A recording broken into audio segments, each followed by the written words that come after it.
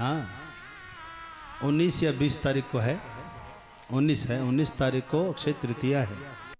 इसी दिन भगवान का प्राकट्य भगवान विष्णु के छठे अवतार भगवान परशुराम जी हैं। इसीलिए जब दशरथ जी का मरण हुआ तो 6 बार राम जी का नाम लिया। हाँ 6 बार ही लिया, क्योंकि 6 अवतार हुए थे अब तक में। तो भगवान परशुराम जी का जन्म मध्य प्रदेश में एक जना पाव पहाड़ी है, मैं दर्शन करने गया हूँ, इंदौर के पास है। जना पाव, कुछ लोग चना पाव भी कहते हैं उसको लेकिन वहीं पहाड़ी से एक नदी प्रकट भी होती है, वहाँ आपका जन्म है। और उन्होंने आखिरी युद्ध ब्रह्मपुत्रा के पास किया था और उसके बाद फिर युद्ध बंद कर दिया था। फिर महेंद्र पर्वत पर आज भी विराजमान है भगवान परशुराम, तप साधना करते हैं। चिरंजीवी है भगवान परशुराम, कभी जाते नहीं हैं। सतयुग में, त्रेता में, द्वापर में, हर युग में रहे और कलयुग में भी हैं। तो पहली बात, जन्मोत्सव उनका मनाया जाता है, अक्षय तृतीया पर मनाया जाता है और मनाना भी चाहिए सब साधकों को। एक बात यह है कि थोड़ी प्रसिद्धि कम रही।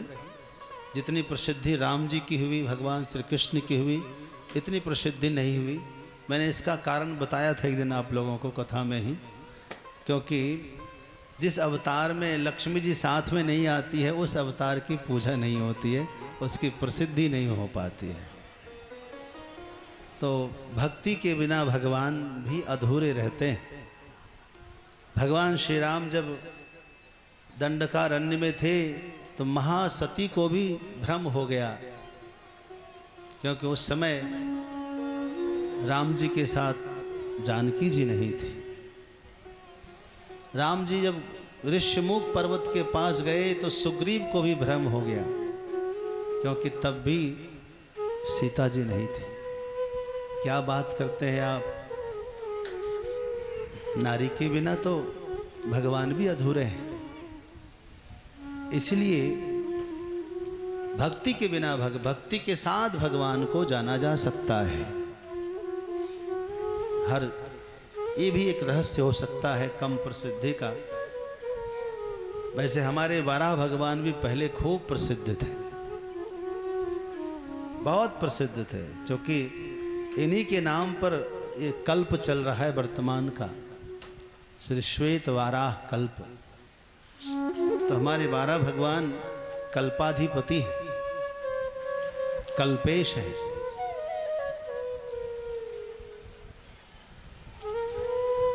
शुकर क्षेत्र सौरों सतयुग का तीर्थ है, कलयुग का नहीं है। अब इतना समय जब व्यतीत हो गया, लाखों पीढ़ी निकल गई होगी सौरवासियों की, लेकिन आज भी इतना अस्तित्व है, यह भी बहुत बड़ी बात है, ये कोई कम नहीं हम समझते हैं। सतयुग है, कम से कम कितना लाख वर्ष हो गया, फिर भी हमारे 12 भगवान को भुलाया नहीं गया है। आज भी उतने ही जीवंत हैं और उतने ही शक्तिशाली हैं। आज भी जिनके पास जमीन को लेकर समस्या रहती है,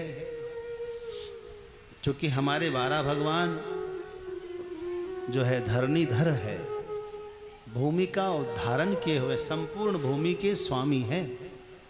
इनके ही पुत्र का नाम भौमासुर हुआ।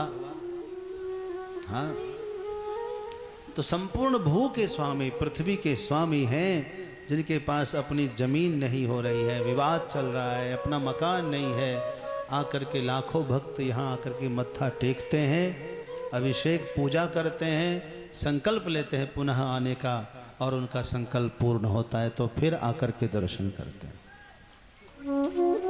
तो ऐसे हमारे यहाँ 12 भगवान हैं।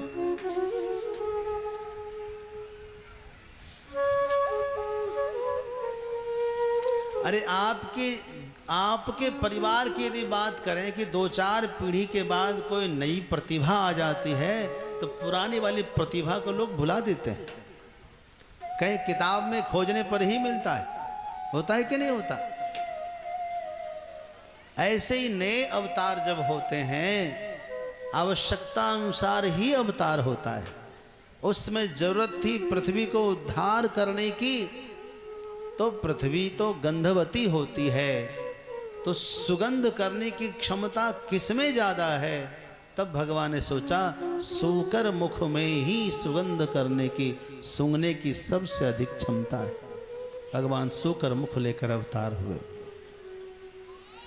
आवश्यकता अनुसार उस समय है वंशीय क्षत्रियों का आतंक बढ़ा हुआ था, और उसी है वंशीय क्षत्रियों में सहस्त्रार्जुन कार्तवीर्य से सहस्त्रार्जुन था, जिसका आतंक छाया हुआ था, और भगवान के अवतार लिए बगैर उनका नाश नहीं हो सकता था।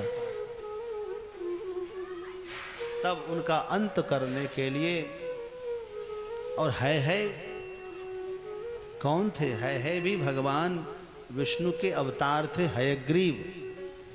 उनसे ही है वंश चला। ये चंद्रवंश में हुए,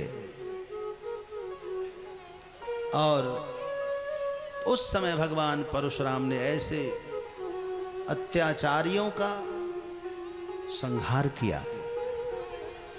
ऐसा नहीं था कि सभी क्षत्रियों को मार दिया, तो दशरथ जी कैसे बचे रहे?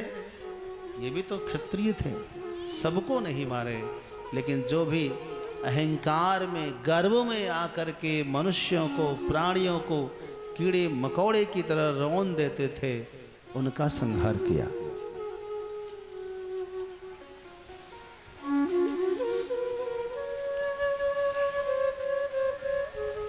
लगातार 6 दिन तक भगवान के यहाँ जन्मोत्सव मनाया गया। छठे दिन जब उत्सव कर रहे थे, कौन सा उत्सव होता है? छठी का एक उत्सव होता है। उस दिन क्या बनता है? कड़ी चावल बनता है। आज यहाँ भी यही बन रहा है। हाँ,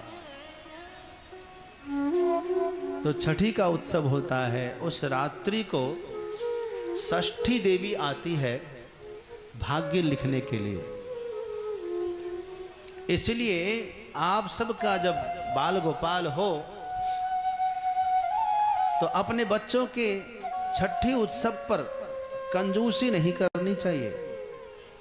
अपनी क्षमता से बढ़कर ही उत्सव को धूमधाम से मनाना चाहिए। दान दक्षिणा अवश्य करनी चाहिए। इससे क्या होता है, जो षष्ठी देवी भाग्य लिखने आती है तो वो देखती है कि अच्छा, जिनके जन्मोत्सव पर इतना खर्च हो रहा है उसके जीवन में कितना खर्च होगा, कहीं हमने कम तो नहीं लिखा। इसलिए लोग छठी माता की पूजा बड़ी धूमधाम से करते हैं, ताकि प्रसन्न होकर थोड़ा उदारता से कलम चलावे, कंजूसी ना करे। खूब दान करना चाहिए।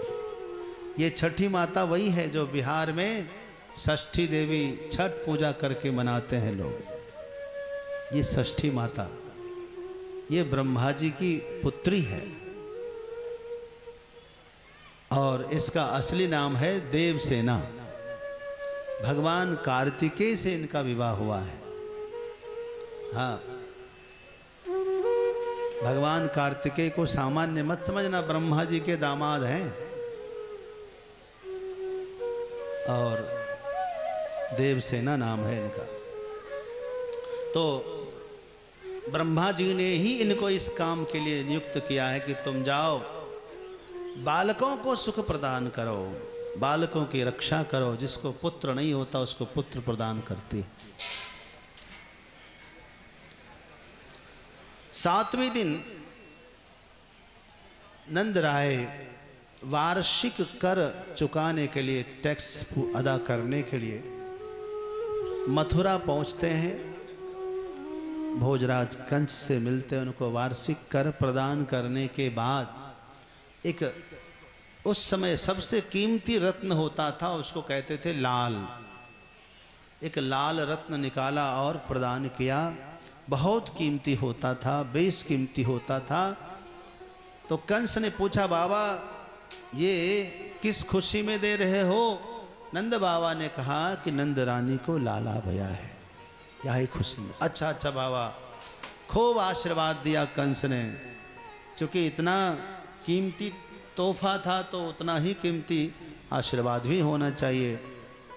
तो कहने लगे, आपके लाला जुग जुग जीवें, आपके लाला दिन दुने रात चौगुने बढ़े, जल्दी बड़े हो जाए, चंद्रमा की तरह बढ़े। आपके लाला हमसे भी बड़े राजा बन जाएं। और इतना ही नहीं कहा, आपके लाला के शत्रु तो थर थर कांपें। अरे हम तो कहते हैं आपके लाले के शत्रु का सत्यानाश हो जाए। जब ऐसा कहा, देवताओं ने फूल बरसा दिया ऊपर से, कहा ऐसा ही होगा। मानो कंस ने अपने लिए खुद ही कब्र खोद लिया, ऐसा आशीर्वाद दिया। और वहां से निकले, वसुदेव जी से मिले। वसुदेव जी ने नंद बाबा को बधाई दी। लेकिन इस बधाई में नंद बाबा खुश नहीं हुए। नंद बाबा देवकी के 6 पुत्र के मारे जाने पर शोक प्रकट करते हैं। अहोते देवकी पुत्रा कंसे न बहवो हताः, एका अवरजा कन्या सापि दिवंगता।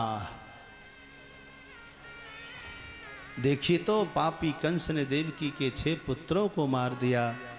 एक हमने सुना कि एक जो है कन्या थी, वो भी आकाश में चली गई। वसुदेव जी ने कहा, बाबा छोड़ो, उसकी बात जो हो गया सो हो गया। आपके पास पुत्र है ना, वो हमारा ही समझ लो। नंद बाबा ने कहा, हाँ हाँ, जो हमारा है वो आपका ही है। और बात वो सच थी। बड़ा आनंद हुआ। नंद बाबा जब तक आए तब तक तो पूतना ने अपना काम यहाँ कर दिया। कंस को जब पता चला कि हमें मारने वाला ब्रज में कोई जन्म ले लिया है, तो उसने पूतना को भेजा। ये पूतना बकासुर की बहन है। बकासुर कौन था? बकासुर एक बड़ा बलवान पहलवान था। बकासुर का जो दृष्टांत दिया गया है, उसका जो अर्थ किया गया है, कपट से किया गया है। कपट। और पूतना को अविद्या कहा गया है। अविद्या यानी माया। तो बिना माया का कोई कपट तो होता नहीं। जहाँ कपट होता है वहाँ माया हो ही जाती। जब मन में कपट हुआ तो झूठ तो आदमी को बोलना ही पड़ता है। बिना झूठ बोले कपट होगा? बिना भेष बदले कपट होगा? कुछ न कुछ माया तो करनी ही पड़ती है। तो मन मैला तन उजले, बगुला राखे संग। अरे इनसे तो कौआ भले, तन मन एक रंग। कहते हैं इनसे तो अच्छा कौआ है, जो अंदर और बाहर काला ही काला है। कौआ से खतरा नहीं, खतरा है उजले कपड़े वाले से। बाहर से तो उजले हैं, मन मैला तन उजले, बगुला राखे संग। हमारे समाज में भी ऐसे बहुत से बकासुर है। उससे बड़ा दिक्कत हो जाए, हम पहचान ही नहीं पाते हैं। समस्या तो ये है। इसलिए बार बार ठगे जाते हैं। क्या करें? लेकिन एक आप चिंता मत करना, एक साधु ने बहुत अच्छी बात कही थी कि कम खाओ गम खाओ और धोखा खाओ। महाराज जी, कम खाइए, गम खाइए और धोखा खाइए। बोले कम खाएंगे तो स्वास्थ्य अच्छा रहेगा, गम खाएंगे तो दूसरों को गम नहीं देंगे।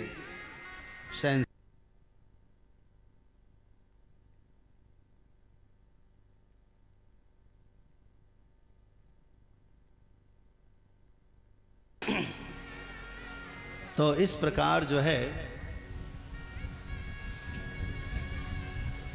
पूतना वहां पहुंच गई।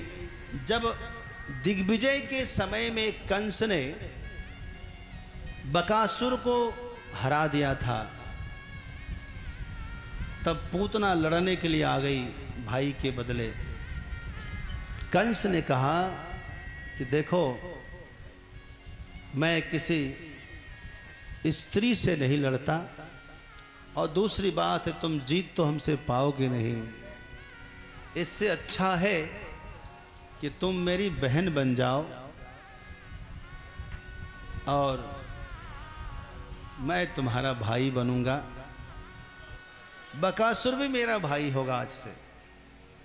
तब से पूतना को कंस ने अपने घर में रखा था। आज पूतना गई है भगवान के पास। ये कंस कौन है? जब सागर मंथन के बाद अमृत निकला था, और अमृत निकला उसके बाद देवासुर संग्राम हुआ था। उस समय सारे असुर मारे गए थे। उन्हीं में एक कालनेमी नाम का असुर था, उसका नाम था कालनेमी। भगवान श्री हरि ने सुदर्शन चक्र से उसको मारा था। उसको जब शुक्राचार्य ने जीवंत कर दिया, तब उसने तपस्या करके फिर से ब्रह्मा जी को खुश किया। ब्रह्मा जी ने कहा कि मांगो, क्या चाहते हो? कहा कि मैं चाहता हूं कि मुझसे युद्ध में मैं किसी से ना हारूं। पूरी दुनिया में देवी देवता मानव दानव सब हमसे हार जाए। तो ब्रह्मा जी ने कहा कि होगा, लेकिन इस समय नहीं होगा। 28वें द्वापर के अंत में तुम्हारा जन्म होगा, तब उस समय तुम दिग्विजय कर लेना। कंस इतना प्रतापी था, इतना प्रतापी था कि धरती पर उसने सबको जीत लिया था। स्वर्ग में भी एक बार तो कंस बैकुंठ चला गया भगवान विष्णु से लड़ने के लिए, लेकिन भगवान विष्णु, भगवान विष्णु तो कमाल है। समझ गए कि अभी इससे लड़ूंगा कि इसको जीत नहीं पाऊंगा, इससे अच्छा क्या कुछ खेल करते हैं। भगवान विष्णु उसके मन में ही जाकर बैठ गए। हाँ, अब वो खोजे इधर उधर मिले ना। एक सेठ जी रेल में यात्रा कर रहे थे। एक चोर को पता चल गया कि इसके पास बहुत माल है झोले में, बटुए में। वो भी उसी ट्रेन में बगल वाली सीट पर टिकट लेकर के बैठ गया और पूछा कि कहाँ जा रहे हो? कहा कलकत्ता। कहा सेठ जी मैं भी कलकत्ता ही जाऊंगा। अच्छा कलकत्ता में कहाँ जाएंगे? तो जो उनसे जगह, जो जगह बताइए। बोला हम भी उसी जगह जाएंगे। अच्छा अच्छा अच्छा, तो निश्चिंत होकर के। लेकिन सेठ जी को शक हो गया उसके ऊपर, कुछ न कुछ तो गड़बड़ है। चले जा रहे थे तो क्या किया, उसने कहा सेठ जी मेरा सामान जरा देखना, मैं जरा बाथरूम से आता हूँ। सेठ जी को अच्छा ठीक है, वो गया बाथरूम करने। सेठ जी बहुत बुद्धिमान, जानता तो चोर है ही है ये। झट से बटुआ निकाला, उसी के बैग में रख दिया। बटुआ उसी के बैग में रखा। चोर आया हाथ धो करके बैठा और सेठ जी ने कहा कि अजरा आप रखिए, मैं भी जरा बाथरूम जाके आता। हाँ हाँ, अरे आप चिंता मत करिए, मैं हूं ना। सेठ जी गए बाथरूम, जैसे गए वो उसने सेठ जी का बैग खोला, देखा उसको मिले ही नहीं, पूरा खंगाल डाला, कहीं ना मिले। एकदम चिंतित हो गया, फिर संभाल के रख दिया। सेठ जी हाथ पैर धो करके आए, बैठे नाश्ता पानी किए। अब उसने भी किया कुछ, बातचीत करे, समझ में ना आवे चोर को मामला क्या है। अब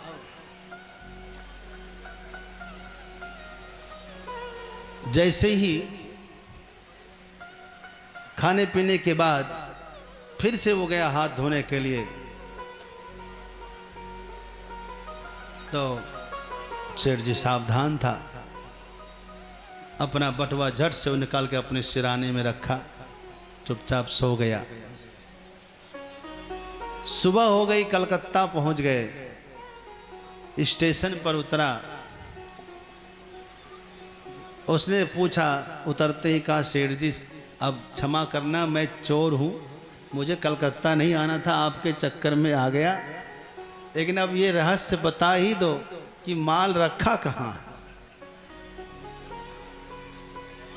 क्योंकि हमने तो आपका पूरा बक्सा पूरा बैग खंगाल लिया, मिला नहीं। सेठ ने कहा कि सच बताऊं? बोले हाँ, माल तुम्हारे बैग में रखा था, तुमने यदि मेरे की जगह अपना वाला बैग भी देख लेता तुमको जरूर मिल जाता। चोर ने कहा वाह, जय हो, धन्य है महाराज। हम लोग भी दूसरों की गठरी में माल खोजते ज्यादा। अरे यदि अपनी वाली गठरी देखें तो हम भी माला माल हैं। भेष जैसा भी रहे, पर जिसका ऊंचा ख्याल है, दीन बाहर से दिखे भीतर से माला माल है। कोई कहे भिक्षु है, कोई कहे कंगाल है, लेकिन गूदड़ी पहने हुए वह गूदड़ी का लाल है। तो अपनी तरफ भी हमें देखना चाहिए। पूतना का मतलब क्या होता है? पूतना, जो पूत मतलब पवित्र, पुण्य पवने धातु से पूत शब्द बनता है। ना मतलब नहीं, जो जिसका हृदय पवित्र नहीं है, जिसके मन में कपट है। कहते हैं कि राजा बलि के दरबार में जब भगवान वामन पहुंचे थे, तो वामन भगवान की सुंदरता और अलौकिक शोभा पर राजा बलि की पुत्री रत्नमाला मोहित हो गई थी। उनके मन में बड़ा वात्सल्य उमड़ा, काश ये मेरा बेटा होता तो मैं इसको दूध पिला देती। इतना प्रेम उमड़ गया।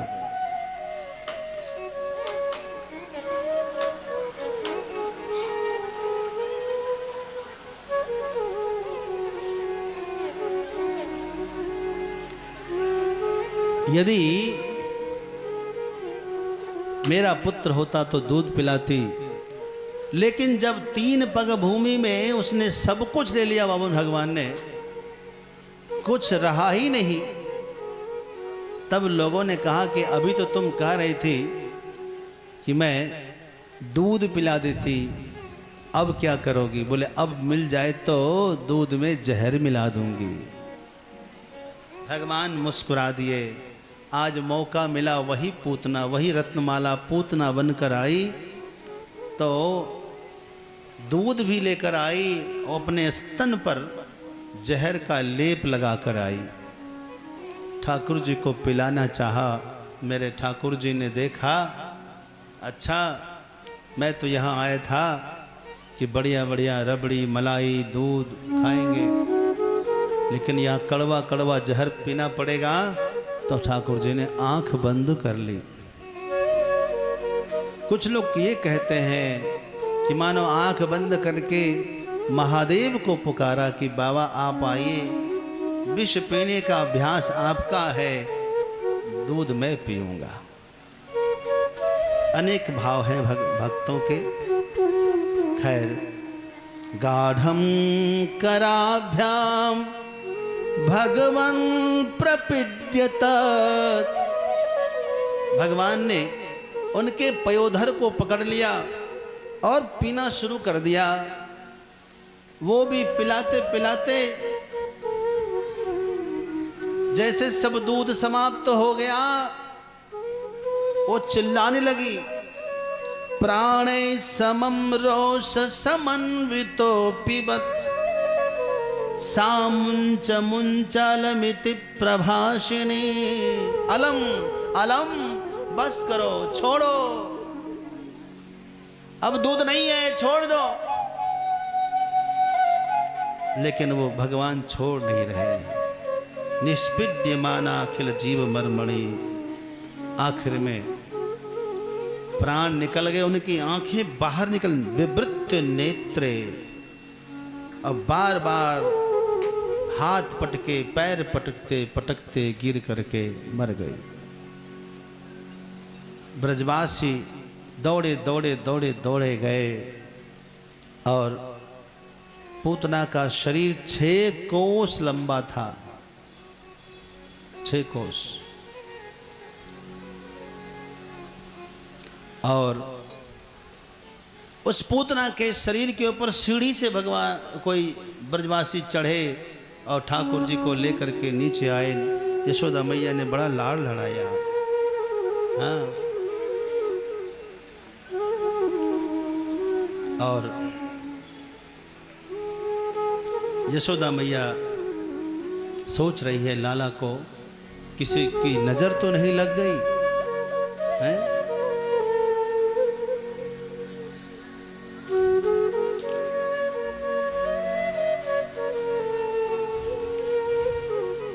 मैया नजर उतारती है, गोमूत्र से स्नान कराती है, गोपूछ से झाड़ा लगाती है। कौसी ने मार दियो रे टोना, अरे मेरो मचलो श्याम सलोना। कौसी ने मार दियो रे टोना, मेरो मचलो श्याम सलोना। कौसी ने मार दियो रे टोना, अरे मेरो मचलो श्याम सलोना। कौसी ने मार दियो रे टोना, मेरो मचलो श्याम सलोना।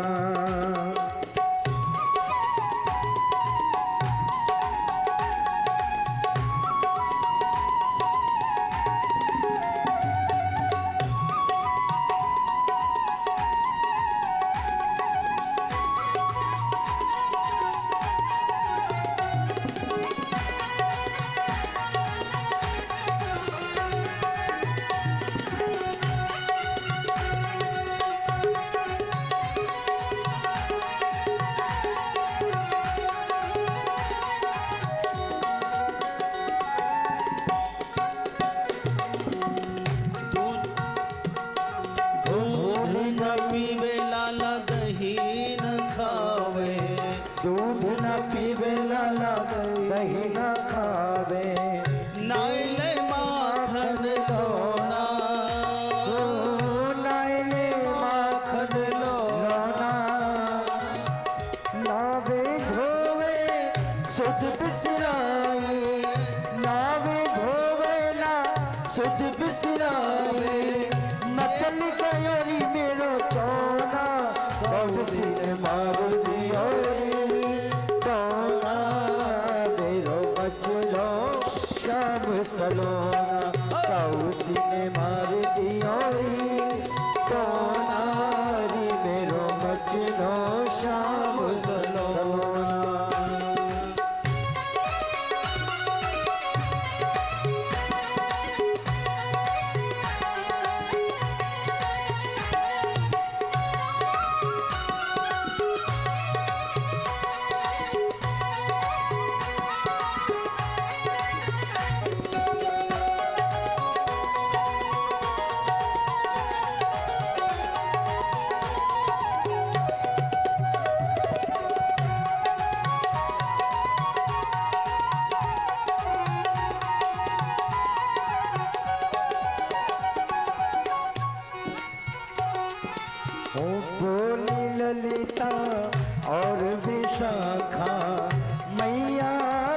बात सुनो ना, मैया बात सुनो ना। राई नोली वारो लाला पे, राई वारो लाला पे, और गलतियों बीच जिताना, कौन सी ने मारी दियोरी टोना। री मेरो मचलो शाम सलोना, कौन सी ने मारी दियोरी टोना। री मेरो मचलो शाम सलोना।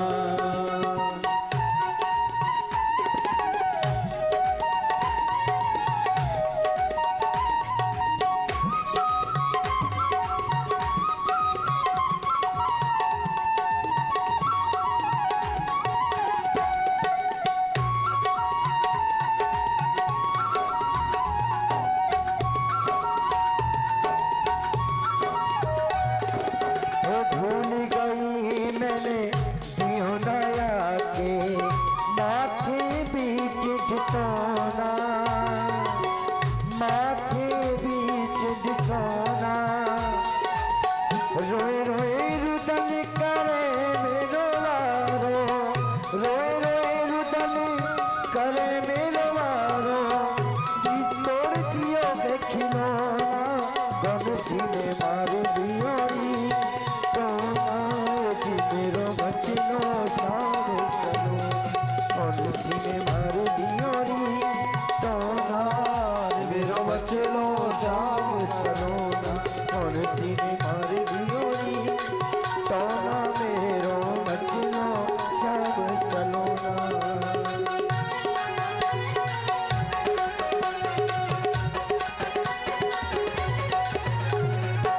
लाई राई नौन यशोदा, दर्दियों बीच डिठोना। कृष्णचंद्र के नैना खुल गए, मुस्काए मन मोहना।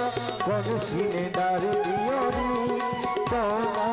री मेरो मचलो शाम सलोना, कौन सी ने मार दियोरी टोना।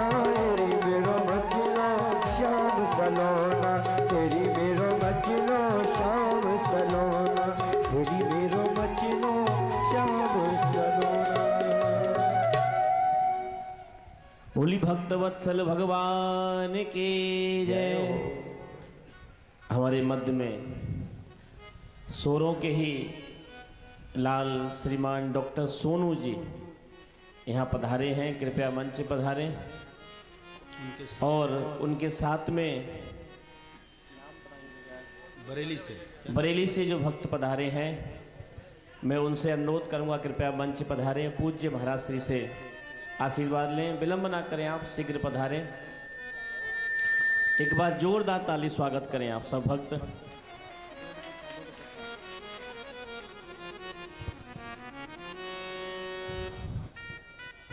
और हमारे बरेली से ही पधारे श्रीमान दीवान जी, आप भी मंच पधारें। और कविता बहन जी, आप भी मंच पधारें, गुरुदेव भगवान से आशीर्वाद लें। श्री नीरज आनंद जी, जिन्होंने रामचरितमानस के प्रसंगों पर चौपाइयाँ और चित्र दोनों बनाए हैं साथ में। एक बार जोरदार ताली से बजा दीजिए,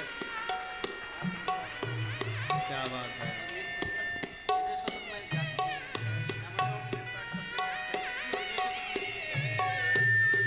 श्री रामदूत हनुमान, इन्होंने बड़ा सुंदर बनाया है। ये इनका आर्टिकल चित्र है, हर एक चौपाई पर अपना एक चित्र बनाए हैं और देशों विदेशों में यह पुस्तक उपलब्ध है। एक बार जोरदार ताली बजा दें, है ना।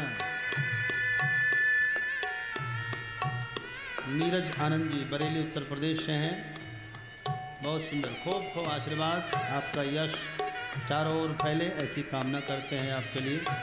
बड़ा सुंदर था। जरूर जरूर, मैं किताब, ये पुस्तक मैं काशी लेकर जाऊंगा। खूब खूब अभिनंदन, जोरदार ताली बजा दें एक बार। मैं नीरज आनंद जी को आशीर्वाद के रूप में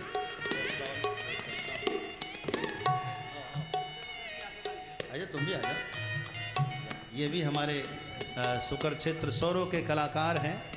इनका संगीत बड़ा मुख्य विषय है, लेकिन ये आजकल डॉक्टर हो गए हैं, सरकारी डॉक्टर हो गए हैं, तो मंच पर समय नहीं दे पा रहे हैं। खूब खूब बधाई आपको नीरज भैया, खूब बधाई, आशीर्वाद। आओ।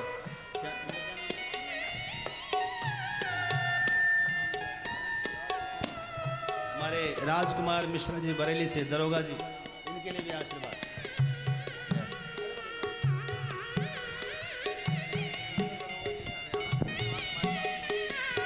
श्री जितेंद्र जी, ये भी दरोगा जी हैं, बरेली में आप भी पोस्टेड। लो। एक कथा के इतने प्रेमी हैं कि रोज बरेली से कथा सुन के और सायं को वापस जाते हैं। एक बार जोरदार ताली स्वागत करें।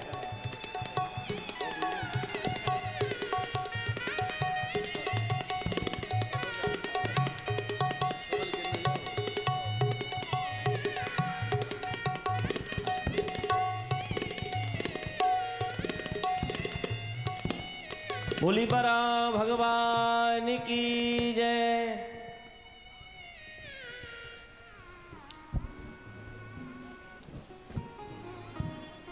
वाह, बहुत सुंदर नीरज भाई।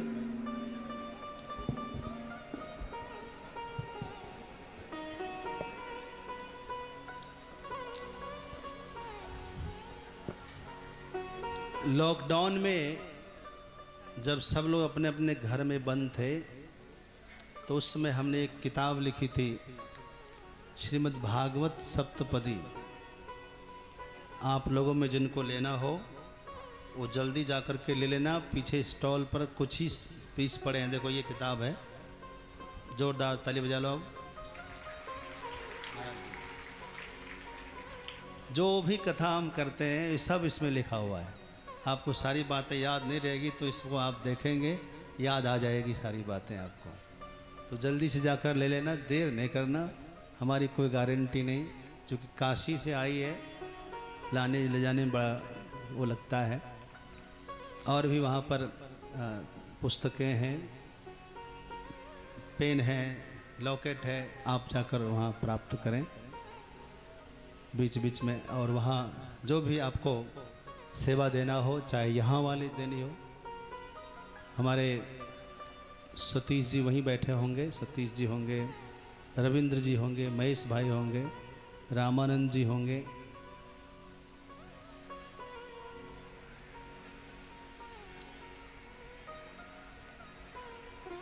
तो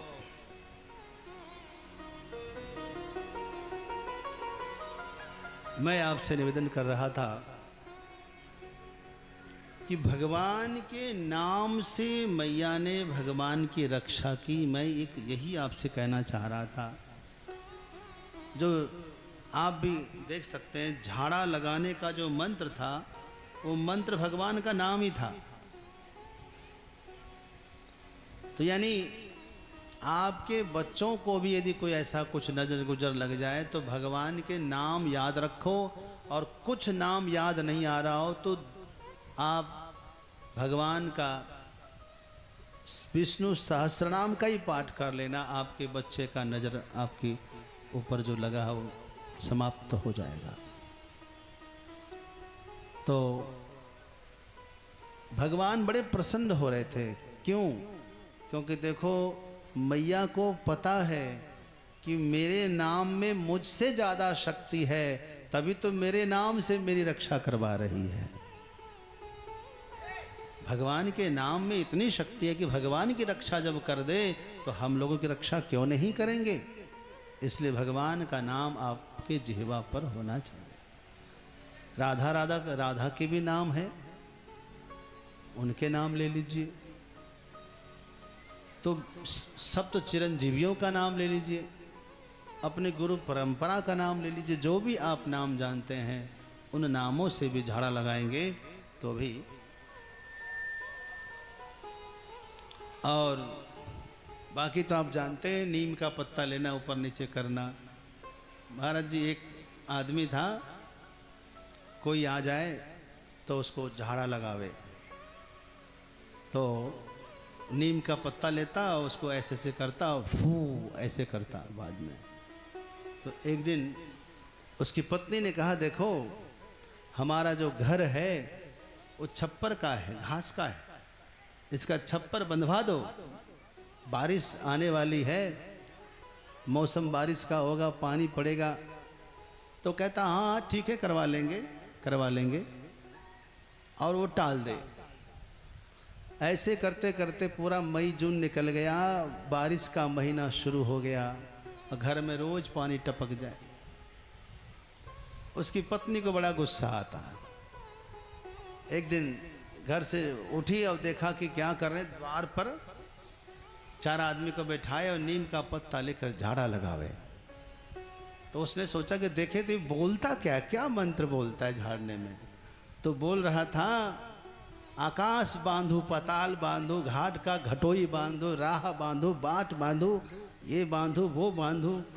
तो इतना गुस्सा आया कि देखो अपना छप्पर तो इससे बांधा नहीं गया, आकाश अब पताल बांधने चला। उठाया उसने झाड़ू और 2-4 झाड़ू उसके ऊपर फेंक के मारा है, आकाश और पाताल बांध रहा है, अपना छप्पर तुमसे बांधा नहीं गया, लोगों का आकाश पताल बांध रहा है।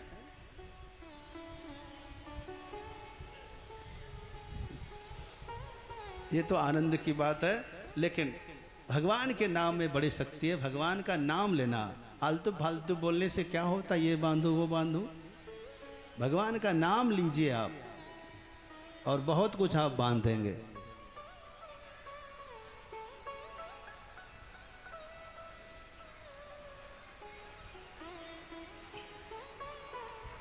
किसी ने बड़ा अच्छा कहा है, जिंदगी को संवारने के लिए तो जिंदगी पड़ी है, जिंदगी को संवारने के लिए तो जिंदगी पड़ी है, चलो पहले उस पल को संवारें जहां जिंदगी खड़ी है। क्यों ना इसको संवारा जाए। भगवान का एक तृणावर्त नाम का राक्षस भी आता है, और यह तृणावर्त जो राक्षस है एकदम बवंडर की तरह आया और सारे तिनके को, घास को और धूल मिट्टियों को आकाश में उड़ा लिया। अंधेरा हो गया, कुछ दिखे ना। भगवान ने पहचान लिया। यशोदा मैया ने श्री कृष्ण को खूब दूध पिलाया था आज, और प्यार से ऐसे ऐसे उछाल रही थी। सो भगवान ने सोचा कि मैया थोड़ा मुझे धरती पर रख दे तो ये तृणावर्त हमको लेकर जाए। भगवान ने अपना वजन बढ़ा दिया। मैया को लगा कि अरे अभी तो मैं इसे गोदी में खिला रही थी, अभी अभी इतना भारी कैसे हो गया। कहीं ऐसा ना हो कि इसने खूब दूध पी लिया इसीलिए भारी हो गया होगा। इसको धरती पर रख देती हूँ, उछल कूद करेंगे तो ठीक हो जाएगा। और मैया ने कन्हैया को धरती पर रखा, तृणावर्त आया और उठा लिया, एकदम आकाश में घुमाने लगा चारों तरफ। भगवान बड़े प्रसन्न थे जब तक वो वृंदा अपना गोकुल में घुमा रहे थे, लेकिन जैसे उसने मथुरा की तरफ रुख किया तब भगवान ने उसके कंठ दबा दिए और उसका प्राणांत हो गया। ये तृणावर्त क्या है? तृणावर्त है क्रोध। जब आदमी पर क्रोध छाता है तो आदमी नाचने लगता है, तिलमिला जाता है, कुछ दिखता नहीं, अंधेरा छा जाता है आंखों के सामने। और क्रोध में सबसे बड़ा नुकसान क्या होता है कि अपना भगवान ही छूट जाता है। जब तक तृणावर्त छाया रहा ब्रजवासी भगवान को ही भूले हुए थे। जिनको बहुत क्रोध आता है उनको यह कथा सुननी चाहिए और विचार करना चाहिए कि जैसे जब आपको क्रोध आता है और आप अपना बेटा अथवा अपना पोता गोद में ले लीजिए, एकदम हृदय से छाती से लगा लीजिए और पड़ोसी या किसी से आप क्रोध पूर्वक लड़ाई करिए जोर जोर से क्रोध करिए, आप देखिए आपके गोदी का बच्चा आपको छुड़ा कर भाग जाएगा। भागता है कि नहीं भागता? जब आपके नन्हे नन्हे आपके अपने बच्चे आपका क्रोध नहीं सह सकते, क्रोध आपके क्रोध, जब आप क्रोध हो करते हैं तो उस समय आपके साथ रहना नहीं चाहते, तो आपके ही हृदय में बैठे हुए गोविंद हमारे भगवान, उनको भी क्रोध अच्छा नहीं लगता। इसलिए